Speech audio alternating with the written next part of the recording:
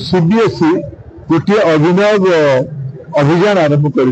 प्रधानमंत्री नरेंद्र मोदी आज चिंता प्रकट कर स्वास्थ्य भर ओबेसिटी भारत ओबेसिटी मोटापन गोटे बहुत बड़ा चिंतार कारण है तेल मिठा एगुड़ाक कमेवा पड़ो सीबीएसई आपको ध्यान रखिकी सचेतनता बढ़ाई